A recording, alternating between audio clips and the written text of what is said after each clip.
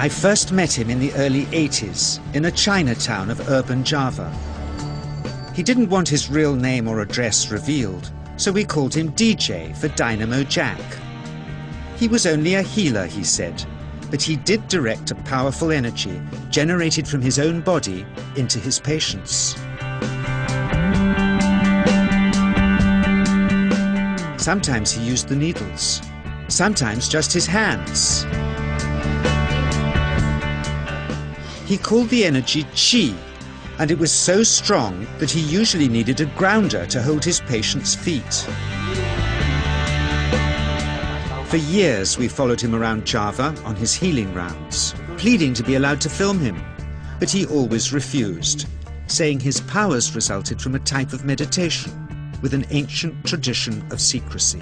It was only when my brother Lorne was suffering from a serious eye infection that he finally allowed us to film him in 1987. It was nothing like any acupuncture I'd ever had. I was getting really powerful electric shocks and couldn't control my movements at all. Yin yang, positive and negative, you know. And my positive from here and my negative from here. And we meet together, this can get like electricity.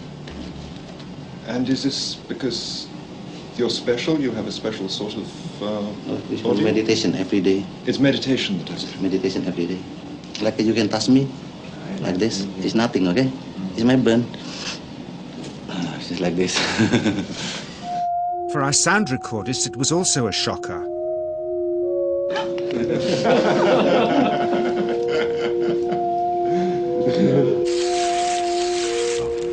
He then took our newspaper outside and showed us how Qi can also be used to set things on fire.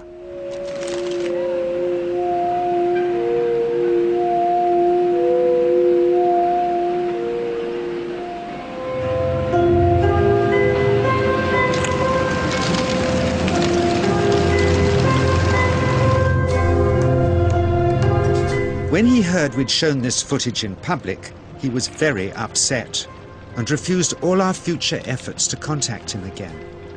As the years passed, we sadly resigned ourselves to never seeing him again.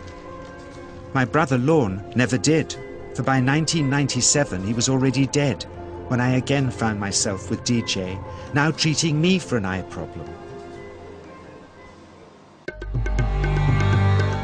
But it wasn't this that brought me back. He had tracked me down out of the blue and invited me to tell me a story.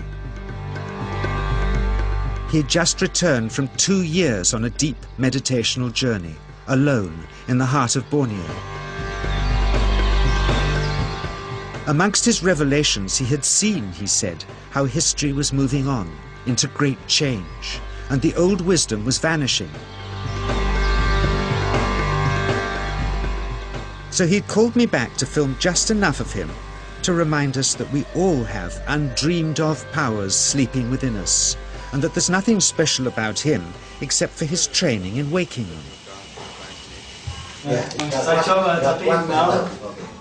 Grounding this patient, my cameraman Joe is having to use all his weight to keep contact. Qi is pushing him away. He seems able to control the amplitude of this Qi, like a dimmer switch, and it causes uncontrollable responses in the patients and their grounders. I can barely keep my hand on you. It wants to fly off. The electricity is so strong. This mother unwittingly grounds her child. He won't sit still, so she's asked to hold him and grin and bear it. Sometimes, signs of this passing energy can be seen in the transmitter too. This Qi stuff is only the surface, he says, of the real adventure beneath, in the meditational technique.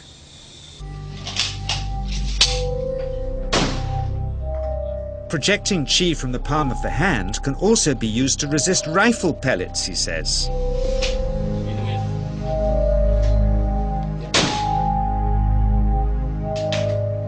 First, you learn to distinguish between yin and yang Qi in your body. Then how to pool it in your navel chakra. Then how to project it, he says. And it's the proportionate mixture between yin and yang which accounts for different effects, like pulling or pushing objects or igniting them. Then he gets really strange. He says that mastering yin qi is the key to the spirit world. There's a long tradition of Indonesian krisis being possessed by spirits. So people bring him their krisis to see if they're duds. Here, he says, he doesn't manipulate matter by projecting mixtures of yin and yang qi. He merely creates a field of yin energy in which, he says, if there's a spirit, it can manifest itself.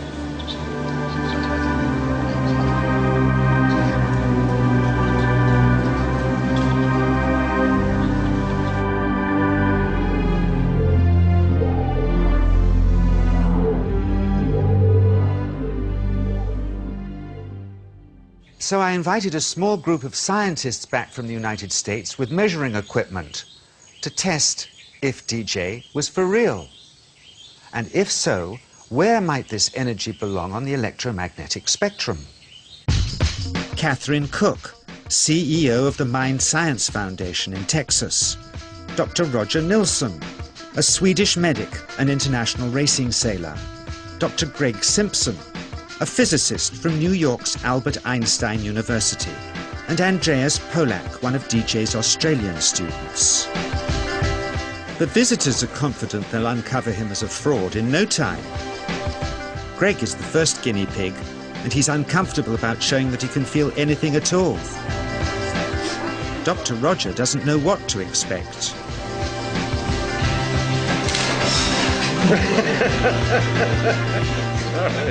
Out comes the metal detector, like the things they use in airports, to see if he has any concealed metal in his body. Then the voltmeter, to try and measure the qi. But how to get it to work? Where's the ground? What settings? DJ suggests that as his negative is his perineum, and his positive is his navel chakra, perhaps that's where the electrode should be attached. He doesn't stand on his dignity. He's eager to help, but still no readings. They're getting shocks off his arm, and now they're on the right settings, but the needle still isn't moving. DJ says it isn't electricity, it's qi. It's 1, 2, up, I feel it in my whole body.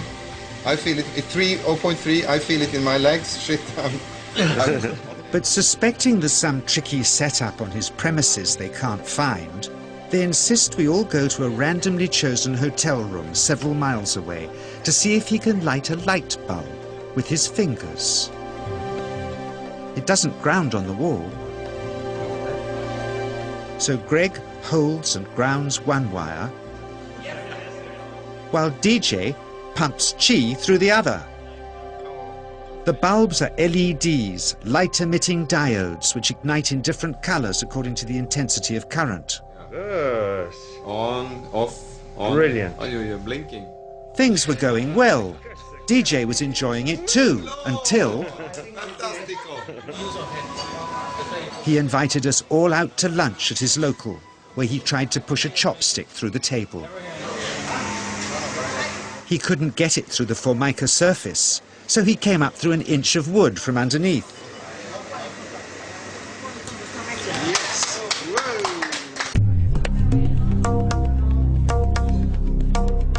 Not only did he draw his own blood, but a chopstick splinter had caught Alison here between the eyes, drawing more.